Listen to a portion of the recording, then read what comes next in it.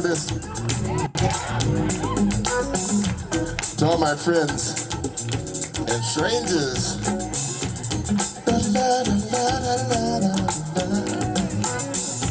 I want you to stand up. Come on. Everybody, come on.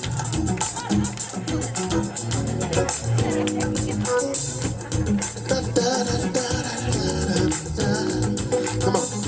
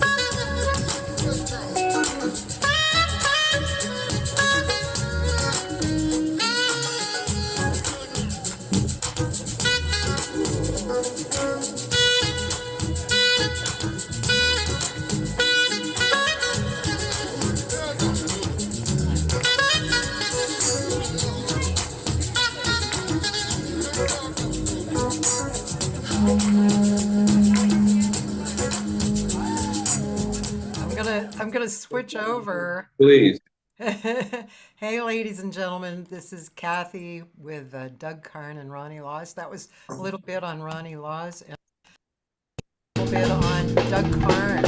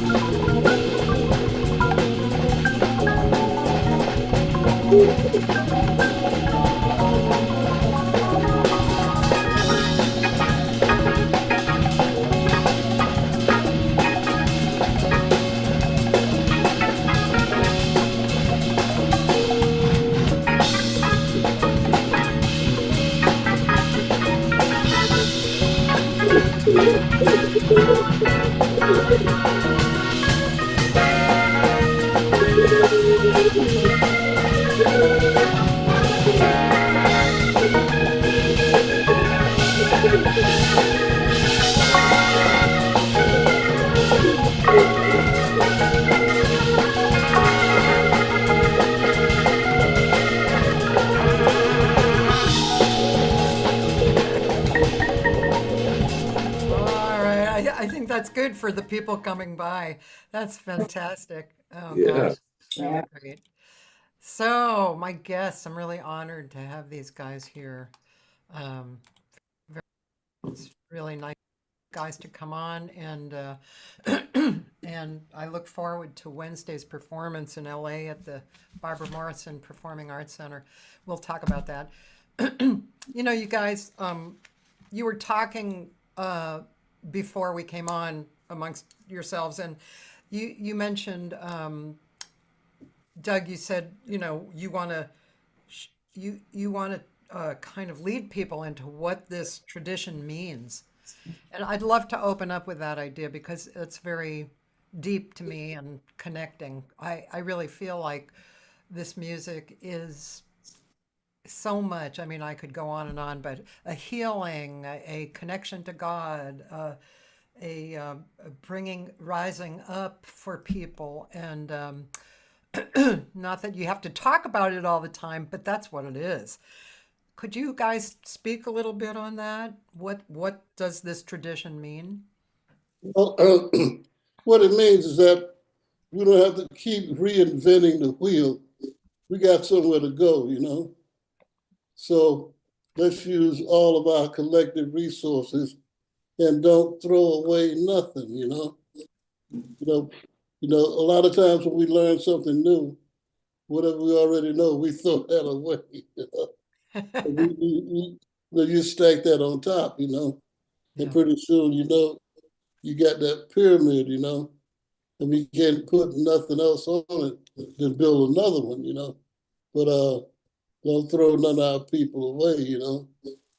because some of our people who were slaves, you know, and we come right behind them 1 or 2 generations, and you know, we're at the top of the salt shaker, and all that stuff is valuable, and we have more resources and more nuances to draw from, you know, and so that just makes our presentation that much stronger.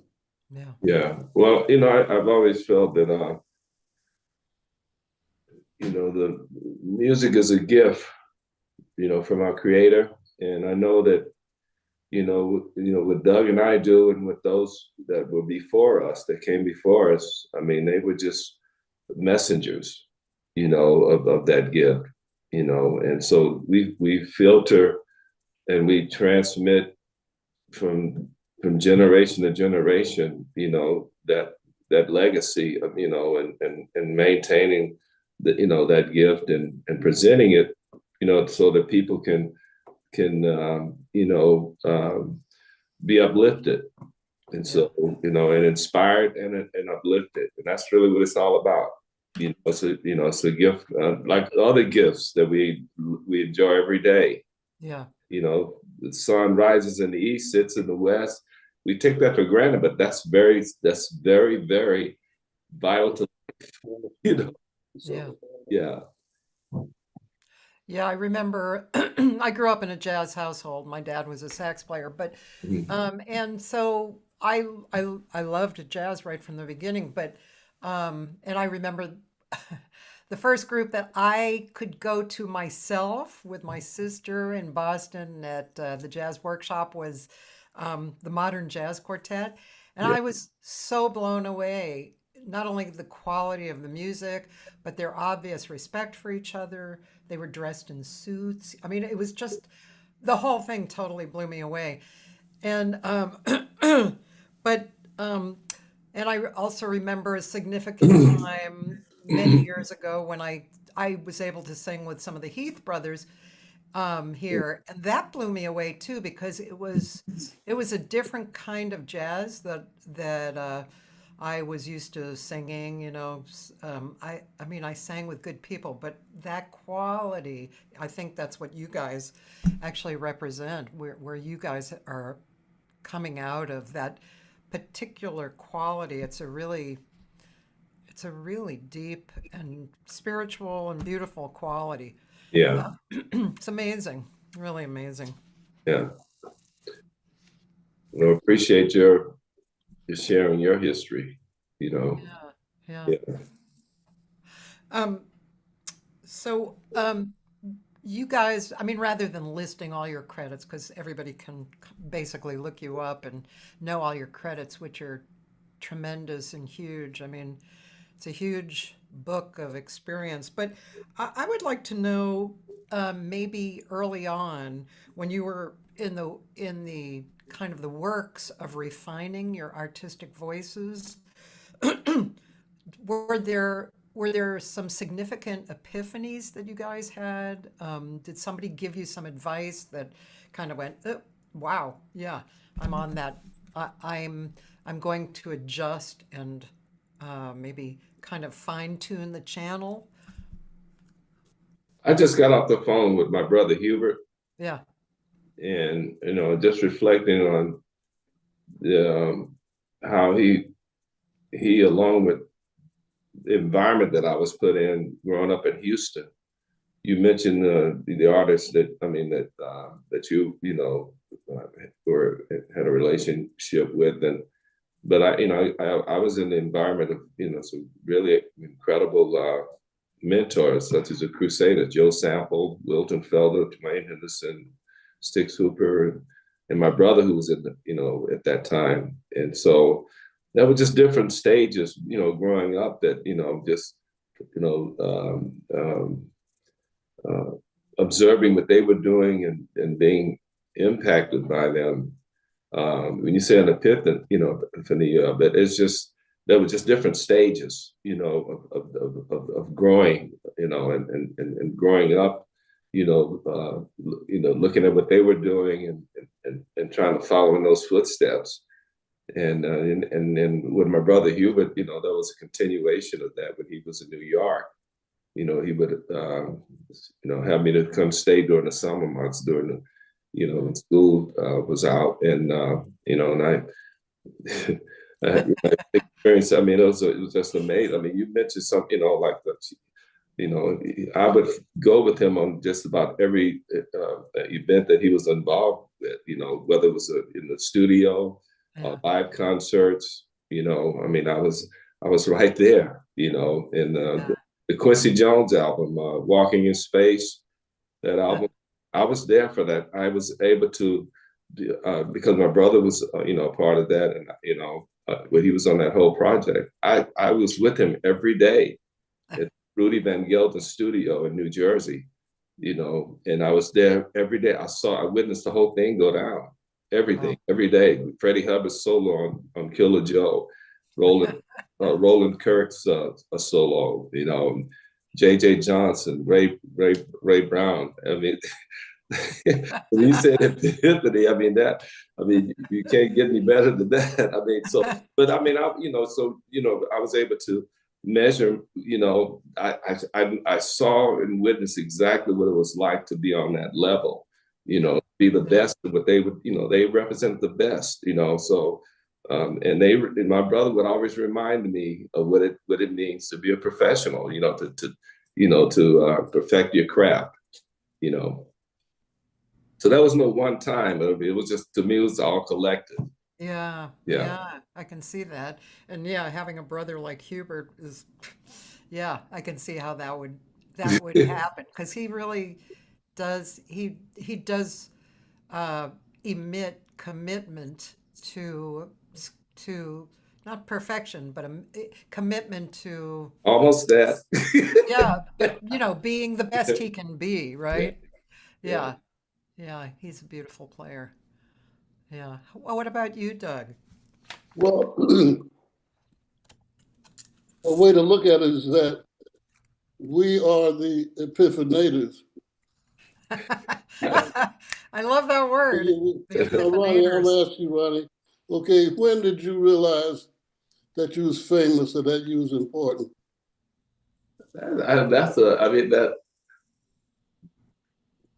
Wow. That's what I'm saying. We never knew. It never hit us like smack. Oh yeah, Eureka! I found it. Right. I never looked at it like that. That's What I'm saying. Yeah. We just kind of slid into it, and when people kept telling us that, okay, but we couldn't tell our mama that, We saw it as like a modulation, right? and get a real job, But it's something that we wasn't wannabes, we had to be. And some of these people are wannabes, I like that, Doug. Yeah. And so right away, we recognize each other like kindred spirits, That's right. And the thing is, too, is that you can't do it all by yourself, Yeah. Right. But you can do it with one more, whenever one or more is, Yeah. And speaking of that, I mean, you guys have played with so many people, and I can imagine all the directions, that each relationship has taken you. Any particular, I mean, I know it's impossible to say, this was my favorite, but were there any particular directions that you took straight ahead, that you really liked? straight ahead. That's the direction. Well, I'm sorry, what did you say? Straight ahead? straight ahead. Straight Okay. ahead. That Don't means keep going, right? Straight ahead, keep going. keep, yeah, in the right direction. Yeah. We're still on the right path, Yeah. but you got to maintain the tradition. I'm just learning that. That's why, I mean, that was my instinct, but now I know that it's true, And Dizzy had said that. Said, look, man, this jazz man is big enough and wide enough to absorb it all.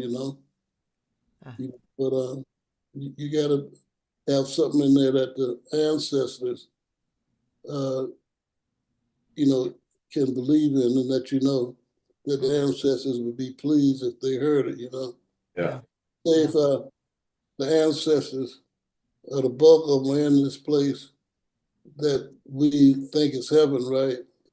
And that the Lord God Almighty let them peep down here and see what we're doing every now and then.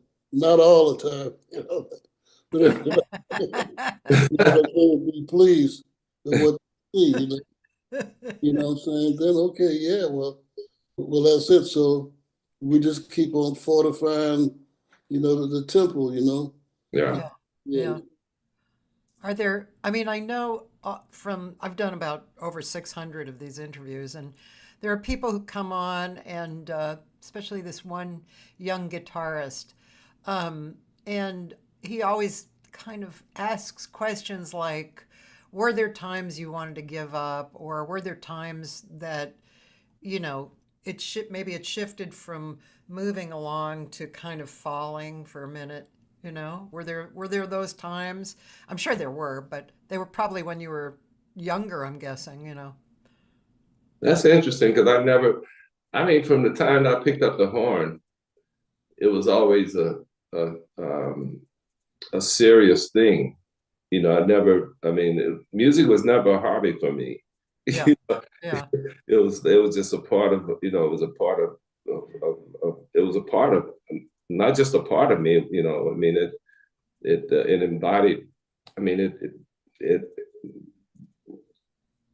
I felt that, that was the motivating thing, one of the motivating factors in my life was music, Yeah. Yeah. was and is, but it was, I've always taken it seriously. Yeah. I mean, I remember going through high school, and I was, in college, and just and outside of the curriculum, I'm sure Doug can attest to this. You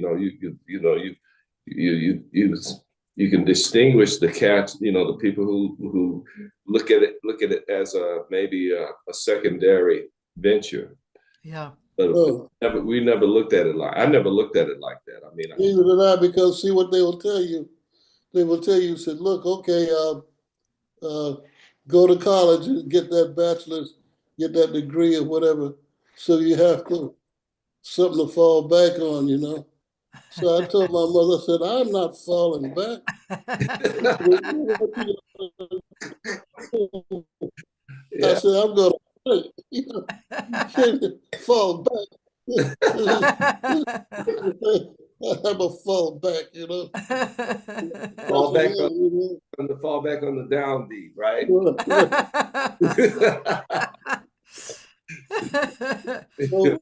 the downbeat. But yeah, I mean, I was, that was one of the challenges, growing up in the South, with Houston, and my dad, and he wanted me to be a baseball player, but Oh. it was just, they had the mindset that, if the music thing didn't work out, you should, it was that was always, they always put that in front of you, and it was just the way that the mindset that they were conditioned to from where they came through, from the from where they I guess what was in front of them, and so Yeah.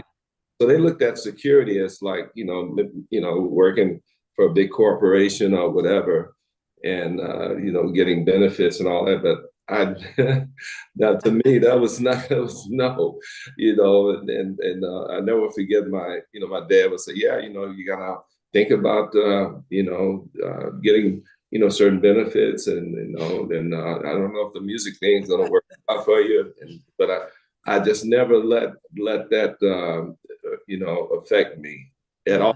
At all. I mean, it's like when you have a vision, and a dream, that motivates you. It helps you to keep your focus. And so from the time I left Texas to when I moved to California, and like I said, interacting with my brother and just knowing what that's exactly what I want to do. There was not even an issue. It was not even a second.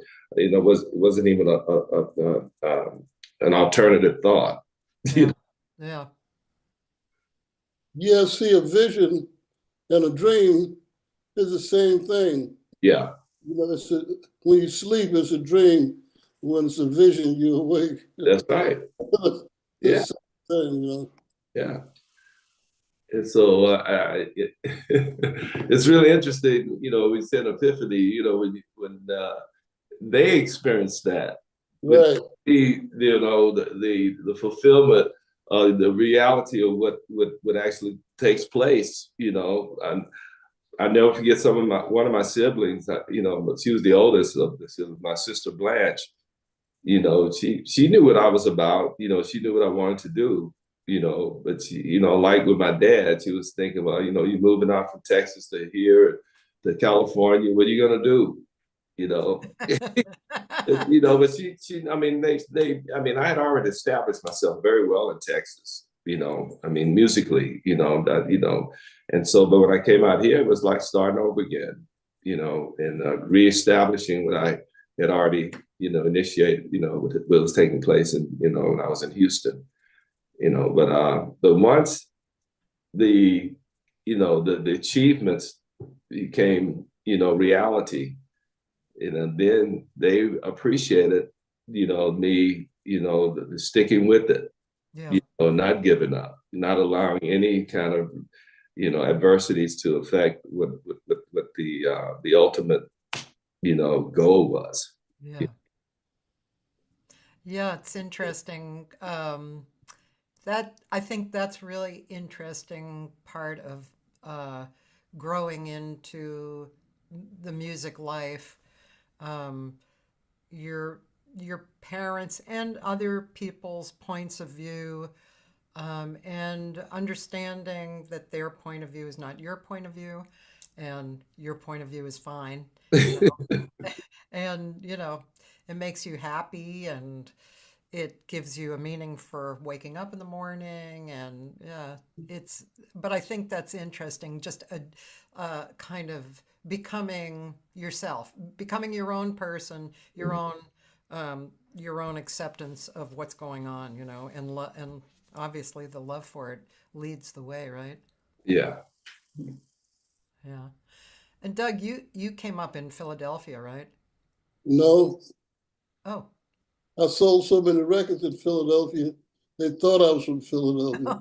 But there are a lot of Carns in Were you Philadelphia. born in Philly or no? No, I was born in New York City, but Oh. I grew up in Florida. Oh. But it's a lot of Carns from Philadelphia. Okay. They all went from Carolina, north or south. They either went to Philadelphia and or either Florida. Okay. So were you in Florida for a long time? Yeah, all my life, ever since I could talk, even before then. I remember some things that before I could talk, but I remember certain things, Cool. And you do too, Ronnie. How the old folks, the big folks would say, y'all cut out all that cussing. There's a pregnant lady here, the baby in the my mom used to take me to the rehearsals of the New York Philharmonic, which these colored people knew that the baby could hear, And so after this church, records are out. I've done Carnegie Hall, all of that, but I go to a church. I don't care which one it was. they didn't do sometimes I play. And I noticed this little baby, one of the ladies in the choir, in her lap, was like paying attention to the music. So I watched the baby. So when the church was over, I said, Sister Johnson, do you know that your baby can keep the beat? She said, yes, I know. He been doing that since he was in the womb. Yeah. You know, it's amazing. You can hear it, and but so before, because I remember going to Macy's one time with my mom and going up the escalator. They had a wooden escalator. They finally got rid of that thing, but I remember loud and clear, and I can describe the day, the morning, where the sun was, what color the bus was we took, but I couldn't say nothing, but I knew what was going on. And so, the thing is, but getting back to what we were talking about, because I don't want to get too far in the ethnomusicology, psychological, ramifications, but because we're going to have a good show. It's going to be a good time, We're not jaded by the commercialism or the marketing strategy. Yeah. The only strategy, we don't have no strategy but to win and to stay humble and to hold the ground. But the thing is, I asked the guy, this is a tenor player from the West Coast. I believe he's from Louisiana, and in '71, he still wore a process. He played tenor. He was back in the Wardell Gray and Dexter and Harold Land and them. Yeah. I said, man, look, do you think this music thing is going to hold up? That it's worthwhile, or do I need to go into computer science or something on the side? He said, look, man, if it ever gets so bad that people don't want to go out their house on the weekends every now and then and spend a little money and listen to a little good music, it's going to be so bad, then no matter what you're trying to do, it don't make no difference, So this is what we're supposed to do. Yeah. So, we do it. So talking about that, let's just chat about Wednesday for a minute, So Wednesday, and how did you guys decide to actually get together and do this Wednesday gig in LA at the Barbara Morrison Performing Arts Center? Well, what happened, I was visiting the YouTube Jazz is Dead series, and I saw Doug Carn. Yeah. And it just sort of ignited in me, a reflection on when I was working, when we were together. And I mean, he invited me to be a part of his, what was going on, in LA at the time, and being, featured on his project. And so, I really appreciated the performance, along with other performances he's already, done. But because I did the Jazz is Dead series, as well, but, and so I just thought it would be a good,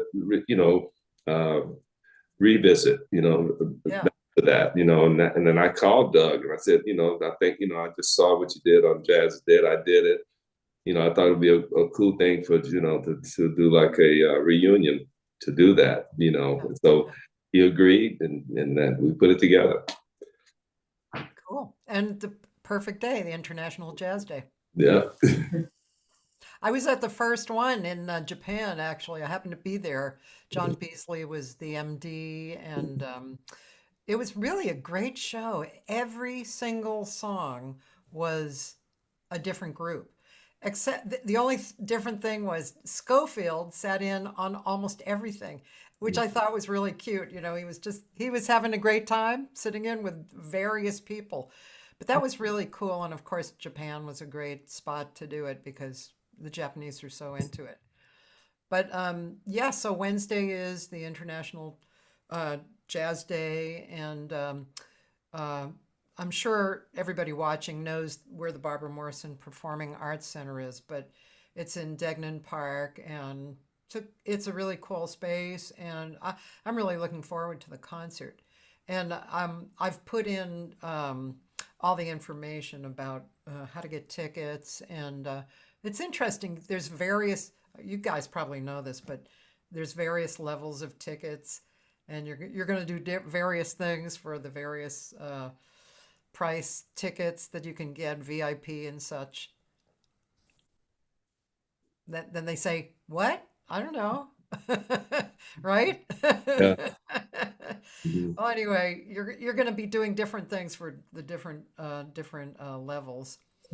And then do you say it THEKarenA or just Karen? She's actually producing or promotion, or is that what she's doing? Managing or? She's bold. Oh, okay. Yeah. Hmm.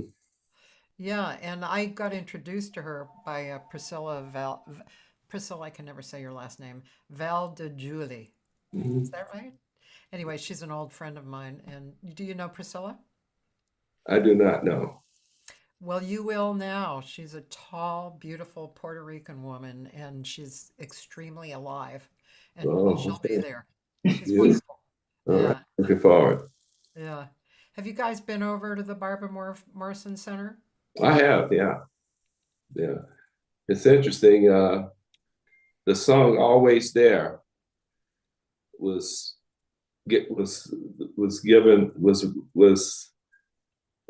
constructed with a friend of mine who lived across the street from the Lemert Theater. It was called Oh, the Theater, yeah. and it's William Jeffrey.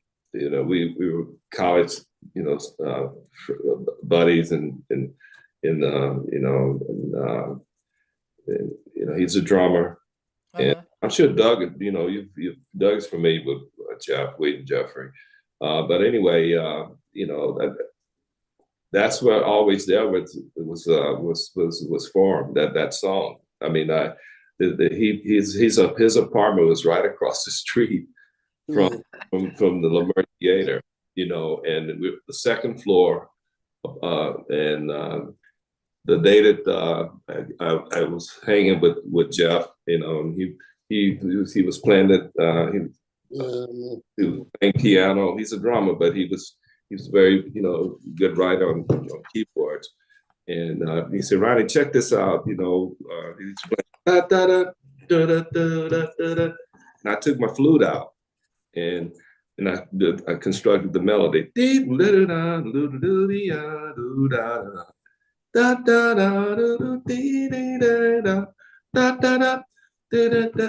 That's where that happened. That was in So, 1970. yeah, I was going to say it's a long time ago. Yeah. So that's where Always There was born. Uh, Across the street, you know, in Lemert, yeah, that area. So the Barbara Morrison, a lot of history right there. yeah, Yeah. yeah. She was amazing. She Yes, she was was. an amazing woman. Yeah. Yeah. She was a hero to a lot of people, Hmm. you know. Um, you Speaking of composition, you both are composers as well. Do you still compose a lot? Do you find yourself composing more than ever or not as much? You go first, Doug. well, composition is a continuous thing. You Right. know, when you take a solo, you compose in that, you know. Right. Yeah. You Yeah. know, and the thing is that I don't know if we need to copyright all our solos or not. But listen to this, right? Yeah. Paul Desmond, Dave Brubeck writes Take Five, right? Yeah. Um, Paul Desmond plays the melody, right? Hmm. Yeah. But everybody buy the record to listen to Joe Morello's solo. You know what I'm saying? Yeah. You know, so when you solo, you're composing, you know, even though you're doing it uh, straight down the pipe, you know. You Yeah, know, that's so you let the true. force, you let the computer go. But that's you. You wrote that, you know. Yeah. And so that's why it's so easy to write lyrics to some of the solos, you know, because it's a composition, you know. But it's funny, see, you know, they had us in kind of slavery, right? And so we play all got children, I got rhythm, right? Yeah. And so we play the melody, and then we take these great solos, but all the publishing money and the writer's money goes to Irving Berlin or somebody like that. They wrote the song. But Yeah. Coltrane played way more music. Yeah. Rodgers and Hart wrote on my favorite things, you know, Yeah. Yeah. Yeah. on Yeah. his solos, you know. So the thing is that that boy Paul Gonzalez, they took them 52 choruses on Crescendo and Dimiendo at Newport Jazz Festival, you know, but he get none of that money, you know. Yeah. Well, they said, well, yeah, man, you know, it's a Gershwin song, you know, you did your little thing there, you know, but no, that little thing you did was much more music. And other than that, then why not just play the melody down 2 times, let somebody sing it, and then you go home. But you put all that solo in that you've been practicing different things and incorporating all of the theoretical things about music and Phrygian mode, Mixolydian mode, you know, Aeolian, you know, Eolian. Yeah. stuff, all that stuff, and then you know you put all that music in there from your sweat, you know, every day, and then they get all the money to start the That's road. that's interesting, actually. Yeah, I never looked at Yeah, that, but yeah, but I that's mean, so let's true. think Yeah. about it. Like take like Bird, Yeah. Charlie Yard, Parker, right? Yeah. Playing all the things you are, you know, or you know, like I mean, Yeah, George Coleman's solos on the Miles records.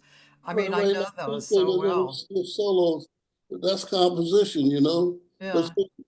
we don't look at it like that, you know. But Yeah. man, could you imagine if we got $1 a note, $1 a On note, some planet that's happening. you know? Not this one, but yeah. You know? Well, and So, for me, as far as writing, it has a lot to do with where I'm at. Yeah. You know, in different phases of my life. You know, I mean, I'm very much motivated by what life experiences, what I'm going through, and so I mean, there have been periods where I'm not writing as much, composition or whatever. But unless there's a project that I have to, that I'm dealing with or addressing. But as far as just the sort of, it has a lot to do, the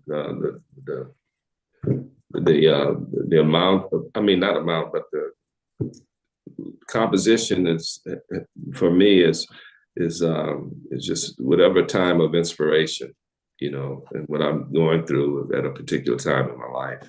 Yeah. Yeah. Priscilla asked a question here. With your careers, how have you handled the business side?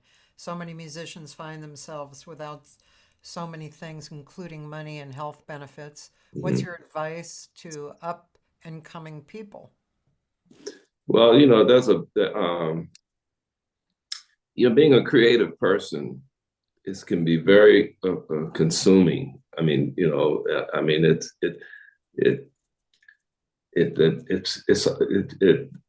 consumes everything about you, being creative. Yeah. And people who are not creative, who maybe more business oriented or business minded, you know, they can exploit that. An artist is, you mentioned composition, performing, and traveling, performing in the studio, out of the studio, and then just dealing with other issues outside of that. It's very time. I mean, it consumes a lot of your time and energy, and so it's imperative that you pay attention to the business side.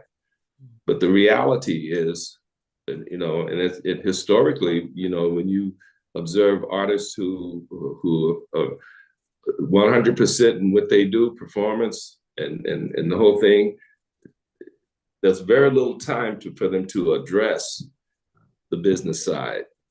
So that's why it's really important to have someone close to you, or to help you monitor all of that, what's going on, because and it's just not music. I mean, it's just a period in life. I mean, you have a lot of professional sport figures. I mean, it's not that they are not capable of handling their business. It's just they're spending the majority of their time perfecting what they do. Perfecting that craft, and so it's a very it's a very challenging thing, for an artist. I mean, that's why artists can be taken advantage of, especially those who really. I mean, I was looking at the movie Mozart, prolific composer. Yeah. But he died. He died penniless, right? Adolf Sax, who invented the saxophone. The trailblazers. That's what happens to trailblazers. I mean, you think of the Western days, the guys who went out and scouted the land. I mean, their life was devoted to that. Yeah. So the people that benefited was those that that came after. But that's I mean that historically that's what it's always been. But getting back to what your point. I mean, yeah, it is a huge challenge, but it is imperative to handle to be business minded, or to pay attention to that. And you can do that in more than one way. You can have the right people that you have absolute trust, and namely, hopefully, a family member. That it has your best interest. And if you have as an artist, have the ability to do that, that's great. But you will not be able to give 100% to that. It's, you can't serve two masters. Yeah. Yeah. Doug, do you have anything you want to add? Well, he's absolutely correct. You can't be an artist and a business manager and a promotion man and a recording engineer. At the same time, I remember one of those great record sessions that Sinatra did, right? And it was great, man. And he nailed it in one take, the whole thing. And so they said, "Oh yeah, that's great. Whoa, whoa, so great." And then they tipped everybody in the orchestra $100, And so the sound engineer said, "This is great. So Frank, why don't you stay and help me mix it?" Frank said, "No, I'm going home. That's your job, You do what your part, and you do that best, but you can't micromanage and what multitask, Yeah. so much, And like you said, you got to have trustworthy people, and it's the family. It's good, and it's better if it's your mother. Your mother ain't gonna let them jive you, But the thing is that And also, I think you can't take yourself too serious. Anyway, you know, this Hallelujah. life, and sometimes it's better to, you know, when you get in the quadri or something, go fishing, you know. You think about going fishing, Ronnie. You know, it's really interesting. I mean, we think of an analogy of a fighter, boxer, fighter. He's fighting. He's, you know, it's in the heat of the bat, you know, in the middle center of the ring, fighting. He's got his corner, right? Yeah. But Well, he can't be. The only business he can address is when he's, you know, is his opponent. Okay, that's why you have a good corner to, you know, to direct you and say, and you come back. Okay, this is what's happening. So when you get back on, you know, get back in the center of the ring, you know, you gotta, you know, address your opponent this way. So you're in the heat of it, and that's why you have a good corner to observe and to protect you, you know, in every aspect of what you're doing. And so when you think of an artist, you know, as I said, you know, a serious artist, an innovative artist, you know, he's totally consumed, you know, in what he's doing, you know, or he or she is doing. So whether you're in the studio, you're working on an album, you know, a project, live performances, and then and everything that's involved in you perfecting what you're doing. You know, I mean, it's consuming. I mean, it's a lot. So you got to have a good corner. You really have to have a good corner because there's no. Way to put it. Yeah, yeah. So I mean, you know, a good. Like I said, you know, artists. You know, we're right in the middle of it. Or when I say artist, I mean, whether you're a professional athlete or whatever it is, you know, you whatever that is, you know, you're in the heat of the you're in the heat of the moment. So you got to have the right corner to be watching out for you while you're doing that. You know? Yeah. So that you know, and if you know when the fight is over, you know, I mean, you know, you could say, okay, what's happening here? Where are we? You know, okay, where's the, you know, what's happening with you know, it's time to get paid. What's going on here? Where? Yeah. Yeah, you know, that brings up another kind of feeling that I have. Just it's really personal. You know, before I met my last husband, I say, I was dating artists who had no jobs. You know, that basically that's it. And I'm the kind of person I was always looking out for myself really strongly, you know, even though I was always singing too, but I was always really surviving, you know. And when let's see, sorry, I'm losing my point. Oh, yeah. So when I met my last husband, he's not a musician, but he's musical, but he's not a musician. But his personality was very balanced. I was not very balanced, you know, like horoscope wise, I had no earth and, you know, I was lots of air, you know, so, you know, I could get things done, but that was where I existed. And when we got together, I really shifted in my, you know, just my beingness, and the balance was terrific to have. And I think that you know, I mean, having somebody outside of yourself to direct you and take care of you is great, but also going through a personal growth so that you can actually accomplish balance is pretty ideal. You know, I can just speak from my own point of view, but I think a lot of musicians are probably like that. You know, friends of ours, I'm sure, you know, Well, you haven't know, done well, you know, for various reasons. Yeah. I think what would help me as far as that balance, even from the business side, is you know, is having a family to be Yeah. that you're responsible for. You know, Yeah. so I mean, you have to be business conscious. You know, because you have to take care of your family. So I mean, that means Yeah. you have to be responsible. So that's where the balance comes in. Yeah. You know, I mean, so that's what kept me centered. And even in the midst of that, I mean, that doesn't you're not immune to people that still want to take advantage of your doing what you do. Sure. You know, because while you're busy in the middle of what you're doing, I mean, people with the wrong motives you know, with the wrong, you know, intentions. You know, they're trying to figure out how to take advantage of you when you're not paying attention. Yeah. You know, Wasn't it Howlin' Wolf, one of the blues guys? I think it was Howlin' Wolf who had yeah, an it was him. incredible Yeah, sense of business. yeah. Wasn't it him? Uh-huh. Yeah. Wow. He really, shit, he did it, man, really well. But he wasn't on Muddy Waters. Okay.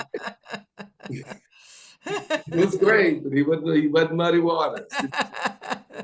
So, you know, it is a real challenge, you know, for not just artists, but, you know, people who are very successful. You know, it is a huge challenge to, you know, there's some people who are just born with that. They, you know, I mean, as far as the, you know, the business, you know, the business side. Yeah, yeah. People who have both. My brother's like that, Hubert. You know, he, you know, very, you know, very astute business person, an incredibly astute, you know, musician. I mean, the best. Yeah. So, and not everybody's like that. Yeah. Not everybody's like that. I mean, going back to Mozart, I mean, because of his artistry and his genius, Yeah. you know, you know, the business was not the motivating thing for him. No. So, you know, would that discredit him as being a you know, a great artist? Not at all. Yeah. You know, it's for some people you can't serve two masters. You know, that's just that's the way. I mean, if you just happen to have that, that's a huge advantage. You know, it's huge. But I know for a fact that the real innovators, the trailblazers, were not the benefactors of what they created. It's just historical. You know, you can go from John Coltrane to Bird to, you know, Miles was an exception. Yeah. But you can't say that, you know, that he was a thorough businessman. Yeah. You know, he was very successful, but I'm sure he had a good corner.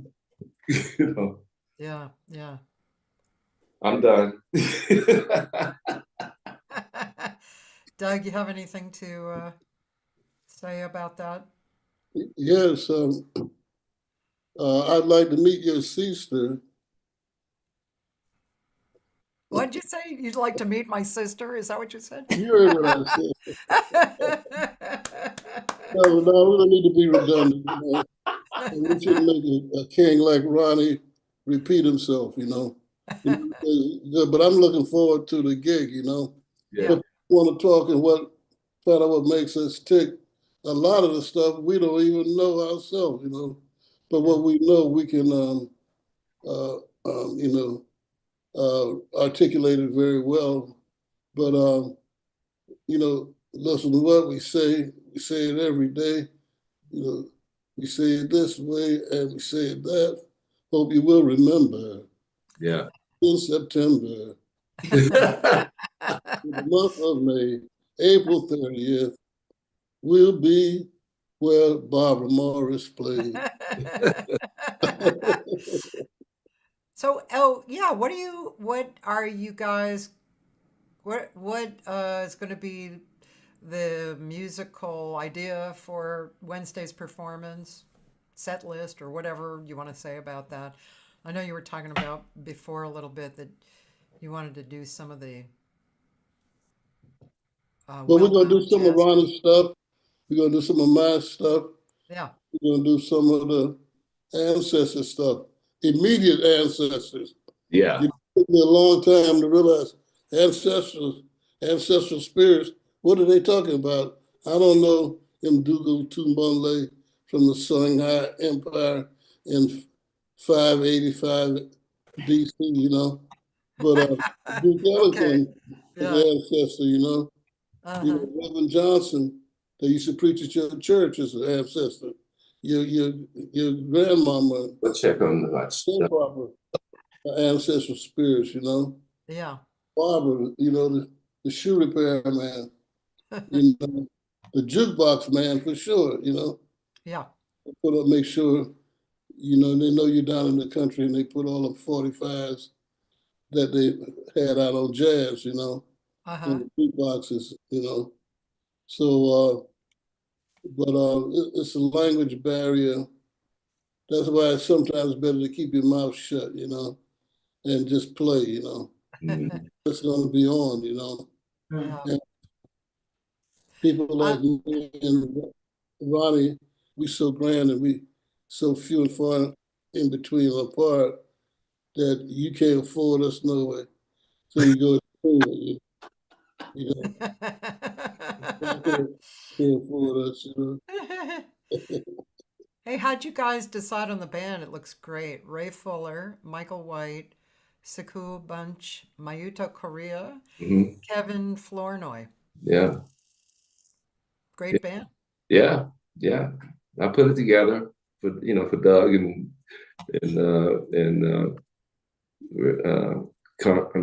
corresponded with Doug on that. He's he feels good about it. Well, see, I trust you. We're your part of the world. When you come over on my side, wait and see who I get.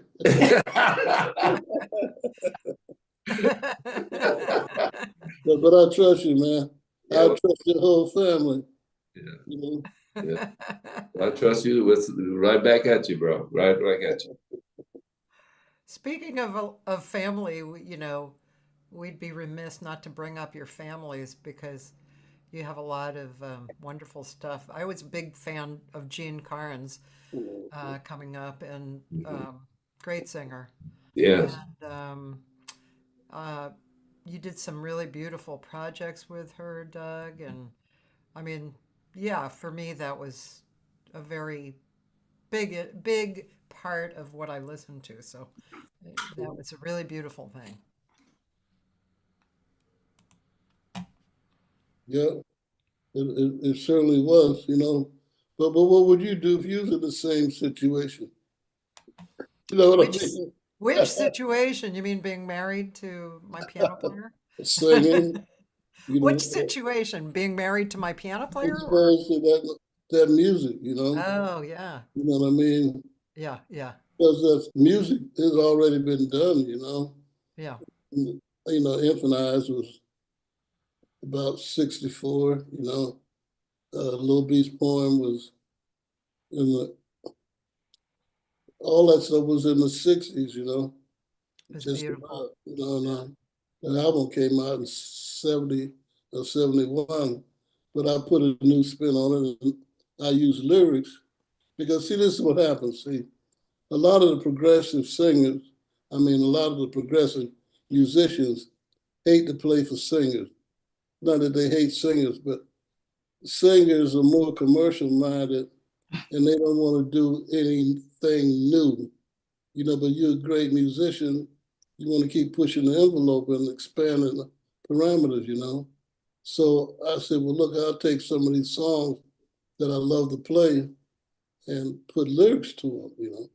But you got to have a singer with the talent and skill to be able to sing it, you know.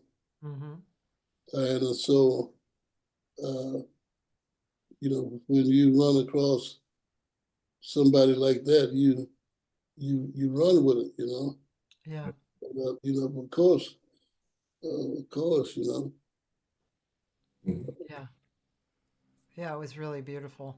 Yeah, Jane's a phenomenal. I've worked with her Oh, you have? over the years, and we've done concerts. We've been on the same bill concert. Oh, She's cool. a phenomenal singer, phenomenal artist. Yeah. Yeah, and of course, Ronnie, you have a lot of musical people, and I think I saw Eloise. I don't think you were there. Was that Catalina's maybe a year ago or something? No, I wasn't there. I No. think Hubert and Eloise were there. Yeah. Hmm. And I have a friend, John Leftwich, who plays a lot with Hubert Yeah, I know it's. on bass. Yeah.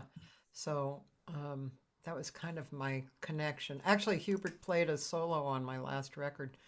Um, and yeah, that was really enjoyable too. Eloise is older or younger than you? He's 6 years older than me. And so did you work with her? Yeah, Eloise brought. I was when I first started, when I picked up the sax, Eloise in Houston. Did a lot of club circuits, you know, even though she was in her at Texas Southern University, she was doing some clubs and circuits, and she was also a background singer for Kenny Rogers. Oh, You know, the country. So the group he had then was called Kenny Rogers in the first edition. oh yeah, I remember that name. Yeah, and so she mentioned me to Kenny. She said, I have a little brother that plays saxophone. He's 12, you should check him out. And Ken, she brought me on board and I played for him. And I did a couple of dates, a couple of club things, Oh my God.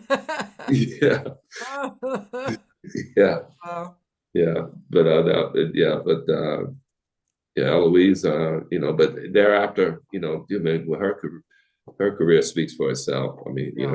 she's done. So I just saw things she did with an album that she was featured on with Harry Belafonte, Hmm. and she has a pretty big repertoire of what she's done, her performances, Yeah. and then Deborah as well, and that featured, I produced her album, Very Special, Uh-huh. and when I was doing some touring back in the day, I brought them on board with me. I'm not that familiar with Deborah. Yeah, well, Deborah's a phenomenal singer. Oh, Yeah, you should Google her. yeah. Her album Very Special. And even I just featured her on a project I'm just finishing up on. I don't want to mention it right now, but it's going to be released in another month or two. And that's the same Deborah that played with me? no. Okay. No, that's different. No, my youngest, Deborah, my sister. Yeah, she's a phenomenal singer. Yeah. Well, anyway, I'm gonna have to. Are we basically good? Yeah, we're fine. You guys, it's been very wonderful to speak with you, and I'm looking forward to Wednesday. And so once again, everybody, for you, those of you in LA, well, even not actually, because it's streaming as well. At the Barbara Morrison Performing Arts Center down in Degnan Park in LA this Wednesday, and the gig is 7 to 10, right? Is that you're going to play 3 hours or? No, they're only paying. No, we're only playing about an hour or so. But I mean, there are other events. There's like a THEKarenA is performing with Robert Turner. Oh, yeah. Karen is performing with Robert Turner. My son James is oh, good cool. with her.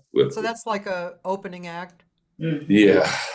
And Ray Fuller's going to do something before like a cut before we come on, Doug and I. So it's going to be a full evening.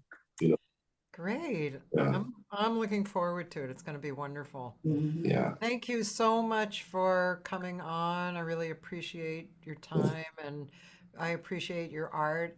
And just it's beautiful. And especially in these times that are so bizarre, Yes. it's Sure. great to have this as, this huge, alive, wonderful connection to God. So thank you so much. I really appreciate you guys. Appreciate you. Thank you. Thank you. Right. Thank you very much. Take care.